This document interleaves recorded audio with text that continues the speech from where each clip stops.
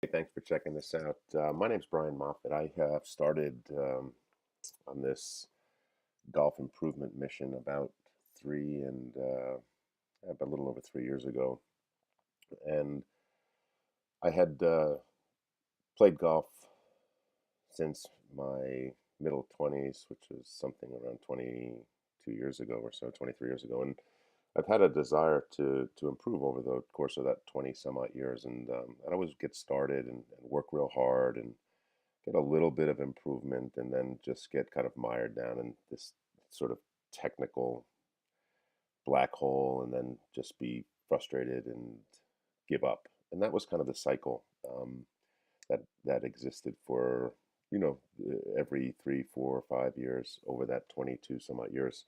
And then in September of through about 3 years ago, in September of 2014, I said, I'm going to give this another shot, just like I had done before, and the difference this time was that when I got to the point after a couple of months that I got kind of mired down again and was going down that same path of sort of, just looking for technical perfection and then getting, mired down in all of these different technical solutions to my golf swing and all of that garbage. I was, in a position that I had been, a bunch of other times and just kind of ready to quit and give up. But this time I said, what, I'm not going to quit. So I'm going to, find another way. And that's ultimately what happened. So I'm not going to get into it here. You can read a little bit about it on the website and stuff. But the reason that I'm making this video is because over the course of the last few years, I've developed some tools to really help drive effective practice for me. And so once I had kind of changed my approach to improving, um, I I wanted to know, I wanted some sort of data or quantifiable feedback to understand sort of where my gaps were and identify opportunities for improvement, and then ultimately use all of this data to drive more effective practice. Right? I mean, I'm in my late 40s, and I'm not a doom and gloom guy, but the reality is that I'm kind of running out of time. So for me, the this sort of tool that I've built, or one of them, I really built for myself. Quite honestly, I had no intention of sharing it, not because I'm greedy, but because I just didn't think much of it at the time. And so over the past 2 years or so, this thing has really kind of ballooned into something quite significant. And again, really driven by my desire to drive more effective practice. In order to cut down the time that improvement typically has taken me in the past, but also to sort of expedite and accentuate the things that have been working. So this has evolved from really kind of looking back and saying, okay, so I've gotten sort of results in these areas, and so how can I kind of drive more expedient results, right? So that's the basis for all of this stuff. There's a lot of things that I've written, so you can kind of read that. I won't get into it. But at the end of the day, so I wrote this small application in the very beginning, this small application to help really drive, like I had said, the my ability um, to train more effectively. So what I'm looking for is I'm looking now to bring 10 or 20 golfers, folks that are serious about golf improvement, that work at it, that post a score a week or so. To not only get a benefit, certainly for what's in it for you is the benefit of using the system, and I'll show it to you in a few minutes. But what's the benefit for me is to get a additional feedback from other folks, and then ultimately make the system more effective, right? So that's what I'm looking for on my end, and you get to use it to derive more insights into your game and drive more effective practice for you. So here we go. I'll step through it and kind of um, walk you through all of the elements. Again, it's always in progress, so this is not a production type of thing. I'm not selling it. So there's going to be issues with the fact that it is in beta, and then also in the fact that I'm constantly writing additional features and functionality in it. So, and things could change certainly. So based on the feedback, but this is kind of the first step to release it to somebody beyond my close friends, who as I've shared this system to them with them, they they fell in love with it, and they're like, I want to put my stuff in there, and all of that stuff. So with no intention of ever doing that, I kind of said, okay, let me rewrite parts of it so that other people can use it, and then it just kind of continued to blossom from there. So I have had some like pre-beta folks, two or three that do use the system, and certainly I use it obviously, and I'm looking to kind of expand it out into like a more official beta and get, like I said, 20 golfers, 10 to 20 golfers that are serious about improvement, that practice 1, 2, 3 days a week, that can post a score, once a week. So if you fit that bill, I'll give you some instructions at the end on how to contact me so that we can see if we can get you hooked up. Okay. When you log in for the first time, you'll come automatically to the create scores section. So everything, the all of the playing statistics that we'll go through work off of keeping a scorecard. So you'll initially come here because you won't have any scores in the system. So let's just show you. You select the state that your round that you're recording was played in. Pick a golf club. You pick a golf course, and then you pick a tee box there, and that'll bring up this scorecard for recording. It looks like a lot of stuff. It's actually quite simple. I'll go through that in a second. So what will also happen is that you'll get a pop-up the first time, and it will show you an example scorecard. Okay. So all of this and then everything we see works off of keeping a score. This simple, right? So on every hole, I keep a couple of points of data. That stuff will be laid out here. You'll get this as an example pop-up when you log in to the score section. Well, when you log in or taken to the score section, you'll get this. But I'll just run through it really, really quick. So for every hole, and what's interesting is I don't really write this stuff down as I'm going through it. I just kind of, it's quite easy to remember in my head. So um, the first box I keep the score for the hole. The next box I make a notation whether I hit the fairway or not, yes or no. The next box I make a notation whether I hit the green regulation, yes or no. And then down here I record the number of putts taken on a hole. Then the first box after that is the distance of the first putt, and the one after that is the distance of the second putt. Okay. The reason, as we go through and I show you my example scores, the reason I only have 5 scores in here or so is because I made a big change to the system to more accurately track proximity to the hole. And in order to do that, I needed to, when I missed a green in regulation, I needed to capture not just whether or not there was a chip on the hole and then record the first putt distance, which gives me my chipping proximity, but I needed to record how far that initial chip was, so that I would know that then my approach shot from 176 was 90 feet in proximity. So that's why there's only 5 scores in here, because of that change. There in all of the previous scorecards that I had kept, I didn't keep this particular statistic, which is really important. So on the next hole, I made bogey, obviously. I did not hit the fairway. I did not hit the green. I had 176 yards in. I did not hit the green, obviously, there. So my ball landed roughly 90 feet. It was a chip. If this was in the bunker, it would be an S. So I chipped it from 90 feet. Not very good.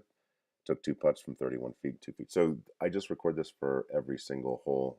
And like I said, it's quite easy. The only change would be on a par 5. I record my distance to the hole so that I can get my driving distance. So on a par 5, what I will do is I will keep track of wherever my ball lands in the fairway, or after my tee shot, I shoot the pin from there, and then I record that.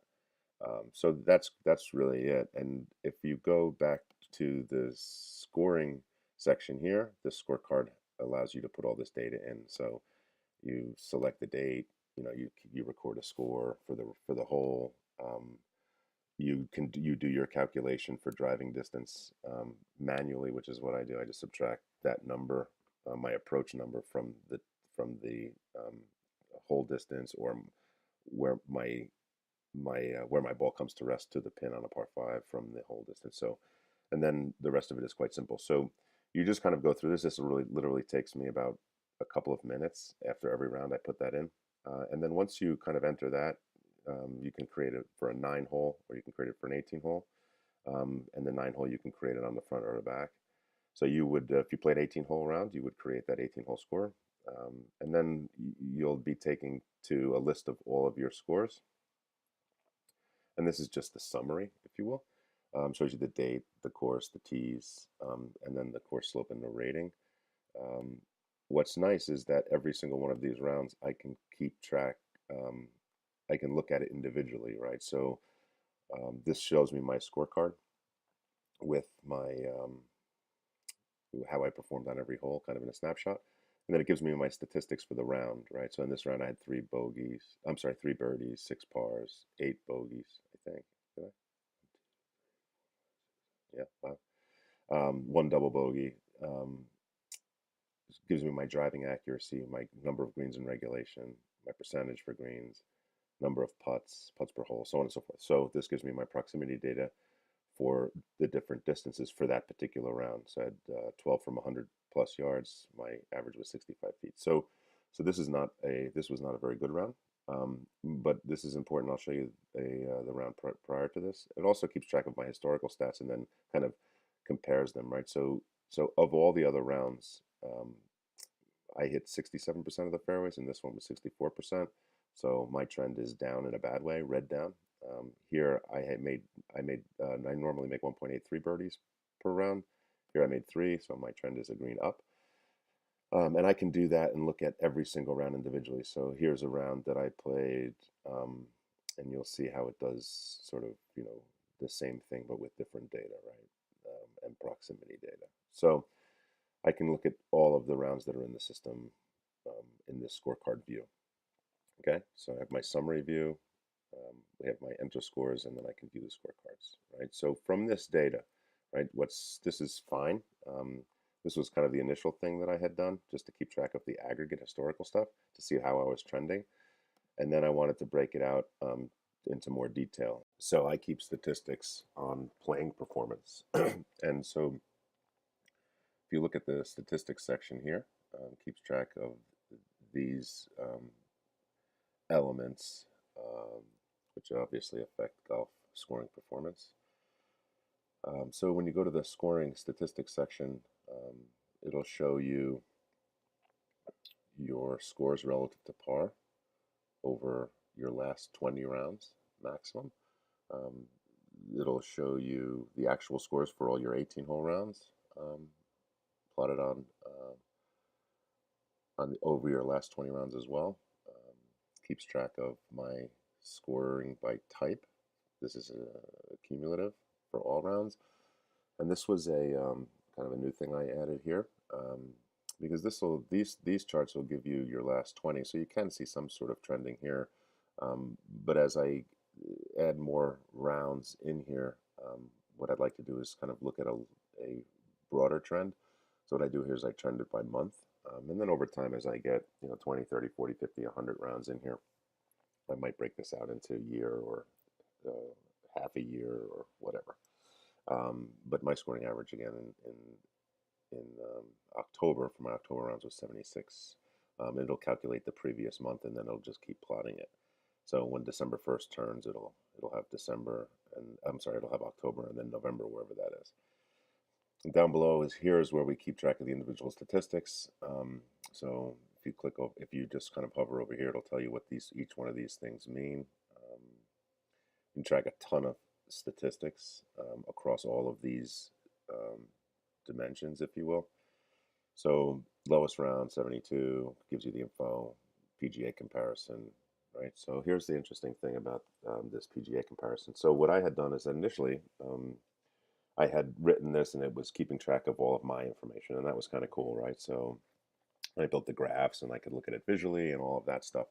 But as an example, I had no idea really what it meant, right? So again, the ultimate goal for me was to drive more effective practice, right? To cut down on the time that it takes to lower scores. Um, so what I had done was I said, like I'll take this as an example, this bounce back percentage, birdie or better, right? So bounce back is the percentage of time a player is over par in a hole and then under par in the following hole, as an example, right? So whatever my percentage was, I had no idea what that meant. I mean, is 10% good? Is 90% good? Is 50% good? Whatever. I don't know what it means relative to anything other than the fact that I was able to calculate what it was for me last month or what it was for me over the last few rounds or whatever. So I just had no idea in context whether that was good or not. So I introduced this component of bringing in all of the PGA data against all of these different statistical dimensions, and that gives me some context as an example. So we'll take this birdie percentage, a bounce back percentage, right? So my my bounce back percentage is 11.54%, and over here the PGA average is 21.14%. The PGA worst is 0, and the best is 75%. Now, one little thing to note is that the PGA data that is being represented here is as of this particular tournament. So this is kind of semi-real time. So after every PGA tournament, I bring this data in. Now, since it's the beginning of the season, right, this data is not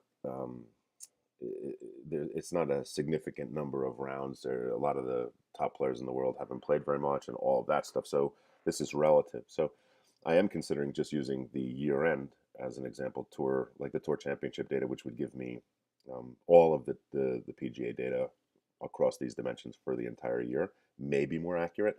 I'm still playing around with that. So, but the reality is now I have some context, right? So the PGA average bounce back percentage is 21%, and mine's only 11.54. So that's something that I could focus on as an example. So, we'll figure out, later on. I'll talk to you how I break these things down to be able to drive practice. And then in the last column, I just do some analysis really quick. I came up with this concept of metals so that I could see visually very quickly sort of where um, how I'm doing as it relates to those PGA Tour averages. And so all this means really is that there's four different types of metals, right? There's a bronze, a silver, and a gold. So, and then there's this fourth one, which is a danger. So if I am below um, the PGA worst, which I don't know why this is coming up this way, but I'll have to look at it. But so in the event that this was below the PGA worst, at or below the PGA worst, right, I would get that. So I'll look at that.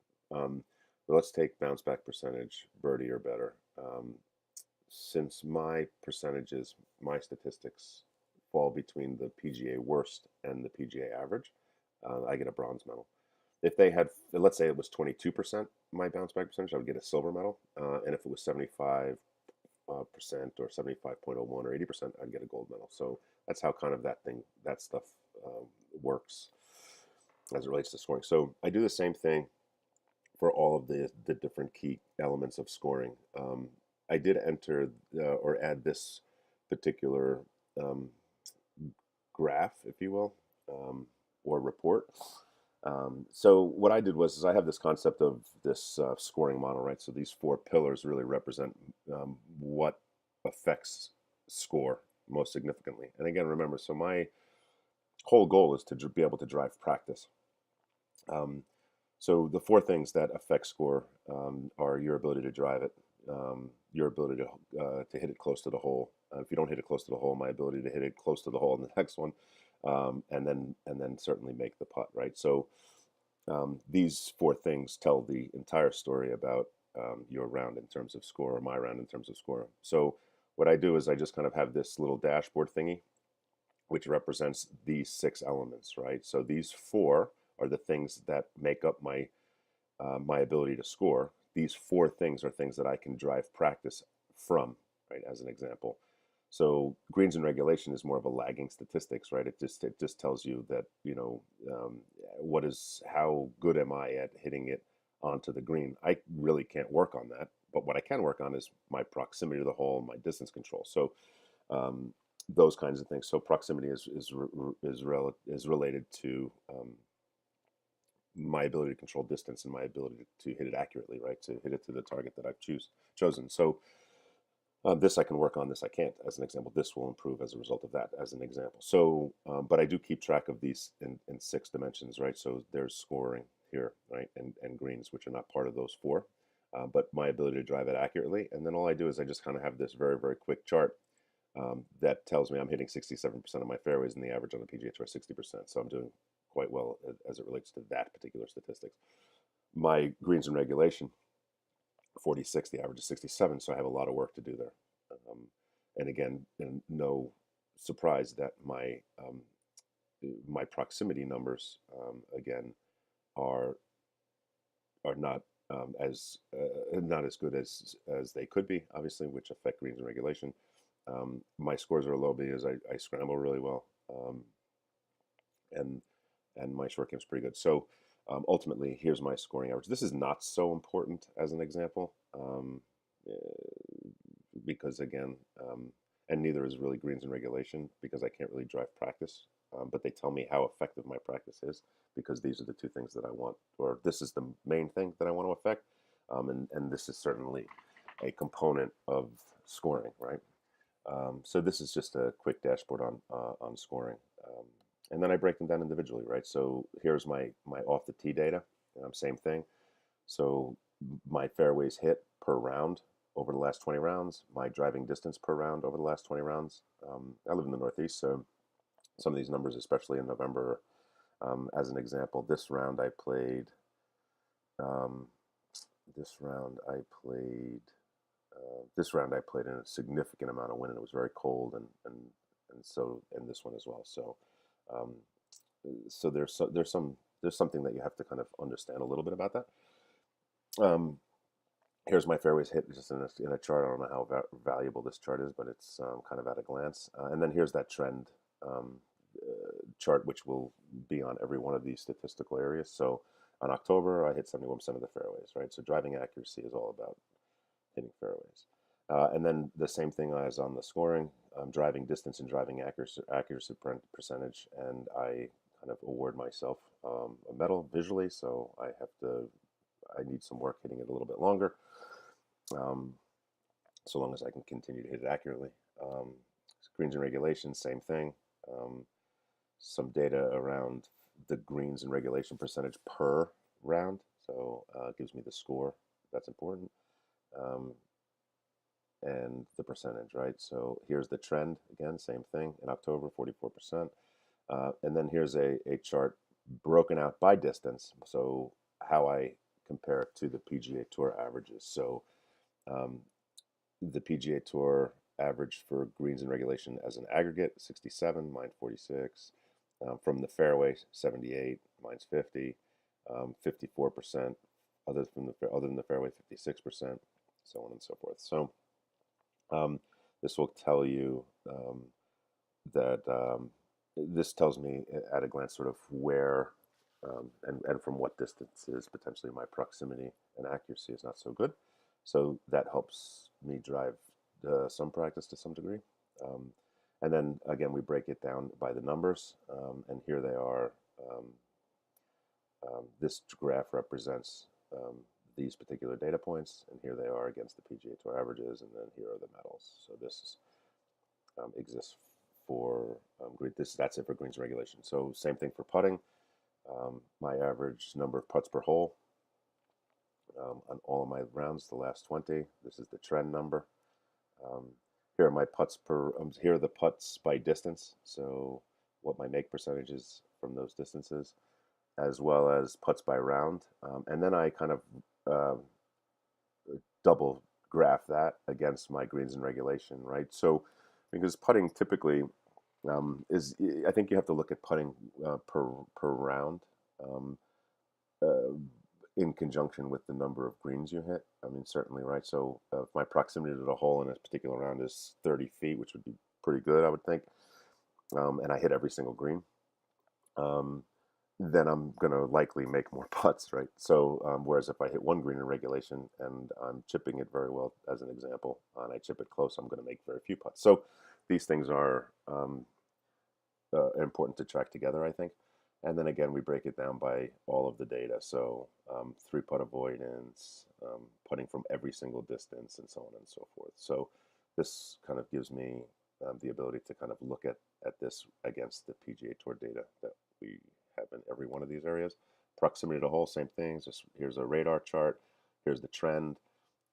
Here is a chart very similar to the greens in regulation, but for proximity to hole, PGA, so me versus the PGA Tour data. As you can see, right, significant amount. So it begins to tell a story, right, about sort of what are the things that I need to work on. And here's the data that represents proximity data across all of these different distances as an example. So how many approaches, number of attempts, greens hit, greens missed, so on and so on and so on. And then I do the same thing finally for scrambling. So here are the data points: total scrambling, scrambling while chipping, scrambling from the sand, scrambling from greater than 30 yards. Here's the trend data on the aggregate total scrambling, and then here are the PGA Tour doesn't track scrambling while chipping in a way that I can track it. So, but I track mine, and so on and so forth. So that's it for the statistics, right? So it's broken out. The system, you record your score as I showed earlier, and we can kind of get all of this statistical insight of my performance. Now, the one thing that I'm currently working on that will eventually tie all this together. So this is very helpful, right, as an example. So how does it drive practice, right? So if you look at my scoring analysis, right, so the two areas where I need to most significantly improve would be in my proximity to the hole, and ultimately that will affect my greens and regulation. So what is proximity, right? So proximity is my ability to control distance and my ability to hit it accurately, right? So there's all kinds of things that I can work on there, things such as alignment and face to path relationship um, and then how do I control distances. So I break out my practice, if you will, into areas where I can work on those things. And at the end of the day, right, it's how close can I hit it to a 40-yard target, a 50-yard target, a 60, 70, 80, 90, 100, 110, 20, 30, right, that kind of thing. And ultimately this number will improve if when this number improves. I initially built this system in pieces in order to help drive more effective practice, gain insight into sort of how effective my practice is, and then continue to drive better use of my time at the golf course. So you won't see this section because this is kind of the administrative section, but I want to explain the concept around training. So the training elements are here. And so at a high level, we have the system that represents our scores and the data we keep, right? And then the statistics that we can derive from those the scoring data, and then the insights that we can gain from the analysis that's done as it relates to sort of how my numbers compare to the PGA Tour averages and so on and so forth. So I can get some insight into sort of areas of significant opportunity for me, and then drive more effective practice. So this what is not described in here or in this video is sort of a method of practice. As an example, how to practice and this concept of training for golf performance or golf score performance versus practicing. So I've written a bunch of stuff about that, but that's not kind of included here. So you can take the time and review any of that stuff if you want, or what have you. But independent of those philosophies, this is sort of the quantitative component of it for me. So the idea, right, that I have these concepts of training plans, which are broken out by categories, which are described here. So there are 4 categories. These mirror the 4 elements of the scoring model, right? Proximity, scrambling, driving accuracy, and putting. And then I have skills that are related to each one of these categories. I'll show you that in a second. And then my training plan is made up of a series of skills within a particular category that I want to go and execute for that particular day, which is a session, if you will, or a part of a day, which is a session. You can do multiple sessions in one day. It doesn't matter. So these are the categories, how those the training elements are broken down. And then these are the skills. And again, you won't see this screen because this is kind of administrative screen that I have. but you can see that within the proximity category, the skills that I have broken down are 60-yard target all the way to 150-yard target, scrambling, driving accuracy, um, and putting. So, and then within putting, I have added this concept of game. So these are drills, right? So how many 3-footers do I take and how many 3-footers do I make, right? What's not broken out here is all of the different variations, right? Uphill, downhill, left to right, right to left, so on and so forth. So that's up to you to do in practice, or up to me to figure out in practice. Typically, what I'll do is I'll make sure that I pick a hole that has those 4 different types of putts, if you will, represented, and then I will hit my 10, so I know that that's all built in. But again, that's up to you. And then I have this concept of games in the putting category now. I may introduce games in the other areas, but I haven't built that out yet. Um, and so these are all based on attempts and makes, all of the drills, if you will, and then the games are based on what the score is, right? So alternate speed putting game is a specific game that has a different type of scoring mechanism. Jordan Spieth's 15-point putting game, 100 feet of putt. So all of these are different. So once I build this training component out completely, you will have all of these different. You'll have all of these different things available, and the descriptions and how they're scored and so on and so forth. So, and then these are the games as an example. So, and then sort of the objective of the game and so on and so forth. So, just to kind of lay some groundwork there, this is obviously currently in progress. But what you can do is you can create a plan, you can select any of these skills that are in here, and then you can go ahead and execute them in a training session and record the results of each one of the drills or the results of the game. So this is the section that you will have access to. So let's take a look at this concept, right? So first thing I do is create a training plan, and let's just call this a putting plan as an example. Putting plan 1, whatever. It could be called Wednesdays putting plan. It could be called short putting plan. Doesn't matter. And then you would select a category. Obviously, for me, it would be putting. And since this is my short putting plan, this plan will consist, and they can have as many plans as you want, but this plan would be 3-footers, 4-footers, and 5-footers, just as an example. And I save that putting plan. Okay, so here's all of my plans listed out, and then what skills or drills, what skills I will be developing within each one of those. And so what I will do then is, and I can access all of this from this part of it from my phone, the training stuff from my phone, so that I can, it's easier to record the data, make adjustments to the plans, create a new plan, so on and so forth, and make any adjustments as I am out at the golf course or the training facility. So, but I'm doing this on a PC for the purposes of recording this video. And so now I have my plans, right? So I get out to the golf course as an example, and I want to create a session. So I'm just going to go enter session results. So let's say I go to the practice screen and I want to execute my short putting plan, and it's today, right? So I go ahead and set up my whatever I'm going to do from 3 feet. Say I set up 10 balls from different angles, or 10 balls from one particular angle. It doesn't matter, however you want to manage it. And I just record the number of attempts and the number of makes as an example, for each one of them, right? So let's say for this particular run,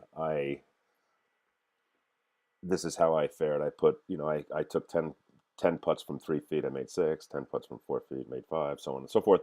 And I just log those results. Now, what's cool is that in the app, from the phone, I could just continue to do this. So I wouldn't even need to enter all of these as an example. My whole plan would come up. But let's say, as an example, I don't know if this will work from here, but I think it will. So let's say that from here, I take my 10 3-footers, I make 6, then I just want to log it. And then what it would happen is it would bring me back to that particular screen so that I wouldn't have to go through and make all of these clicks again.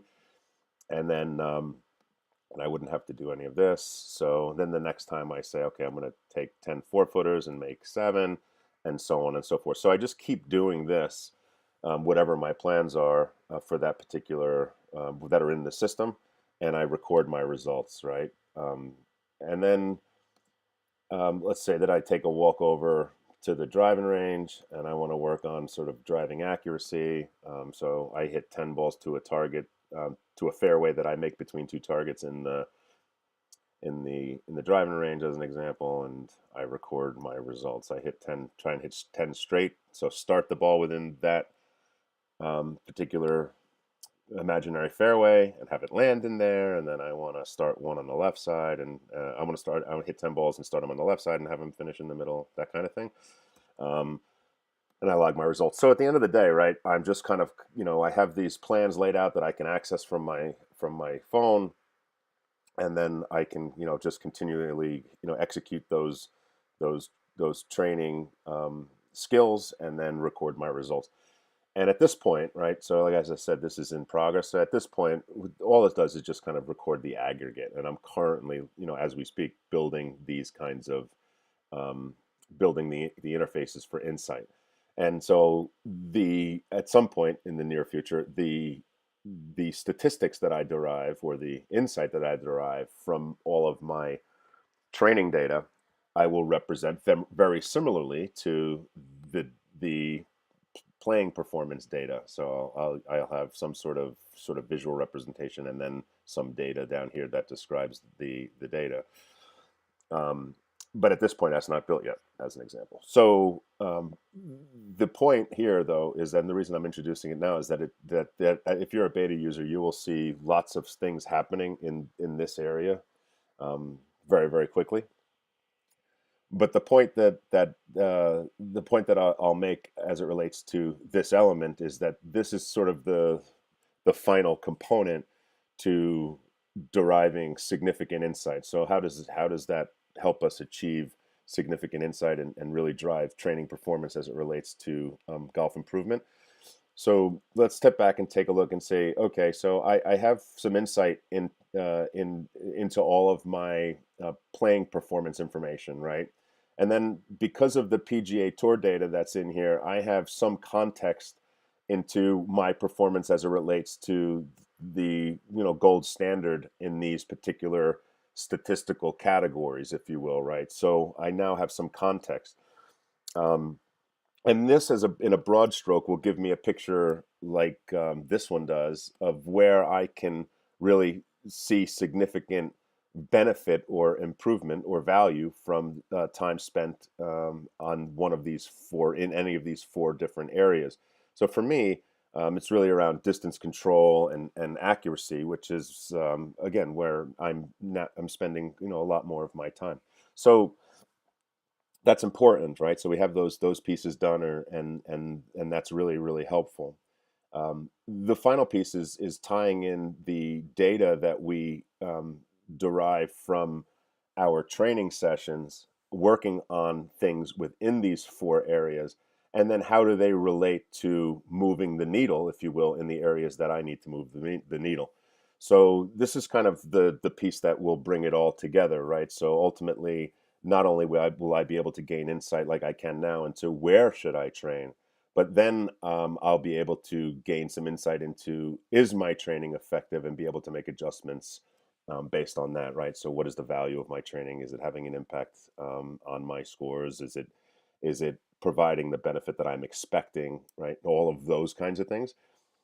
So that would be the kind of the next step, the next part of the final piece of this. And then the final piece would be to bring in some sort of capability around machine learning, so that the system itself will be able to understand patterns and relationships, and then be very, very prescriptive, and does begin to design training plans and things, and provide insight into sort of what are the patterns as it relates to how your training, or how my training is affecting my performance as it relates to the gold standard, right? So this is kind of how it brings it all together to get to a place where the expectation is that I'm able to drive significantly more effective practice significantly more quickly. And ultimately, that's the goal. So I just wanted to include this piece because if you do end up becoming a beta user or beta tester, I guess I should say, that you will notice lots of changing in this particular area. It can be used now, and the benefit that I get from it is everything I described, minus the insight as an example. So organizing my plans, putting together a schedule that says on Monday I want to do this, or on Tuesday I'm going to do that, and here are the things I'm going to work on. That is a significant improvement over going to the golf course and doing things that I'm good at, right? Because inherently that's what feels better, right? I mean, who wants to go there and spend 2 hours doing something that you suck at, right? I mean, I certainly it's a little bit more difficult. However, now with this kind of structure, I now have the ability to say, okay, these are the 4 things that I have to accomplish today, um, and it really becomes about going through the process as opposed to having some imaginary, deriving some sort of imaginary feeling of whether it's good or not, right? Um, if you take a bucket of balls and you hit a bunch of balls to a 100-yard target, who knows what will happen? And I've fallen into this, a lot over the last 20 some odd years. But you end up, by the time you get to the 20th ball, you're working on something else, and then you screw that up, and then by the 30th ball, you're now have 3 things that you're trying to fix, and it just spirals out of control. So when I go there, with the training plan, and I say, okay, I'm going to hit 30 balls in 10 different groupings. Well, I'm sorry, in 3 groupings of 10 balls to a 60-yard target. I quite honestly just really care about recording the data, right? So I know that I go through my routine every single ball, and then I hit the next one, routine, hit it, routine, hit it, routine, hit it. And then, I know that at the end, success for me is recording the results. And then I inherently trust that the process itself, that my brain is learning to work with my body in order to produce the proper shape and the proper distance in the shot. Um, so there's a lot you can say about the difference between practice and training and stuff like that. We won't get into it here, but the reality is that that just having that type of structure, and making it more about the process than about the results in the short term or in the immediate term, or the results of every single ball I hit, has been a tremendous benefit. And now that's led me to want to get to a place where, okay, so let me evaluate how the process is affecting my performance. So I just wanted to include that, because that's something that we will see evolving pretty rapidly, I think, but very significantly, I hope, over the next 2, 3, 4 information. If you're interested in using the IGIF Insights system in beta, if you're interested in being a beta user, and meet the criteria, again, practice a couple times per week, post a score about once a week, and then ultimately provide feedback on how you're using the system and how the system can be improved. And then also, if there is a bug, report the bug and all of that stuff. If you're interested in using it, send me an email, and there's the email below.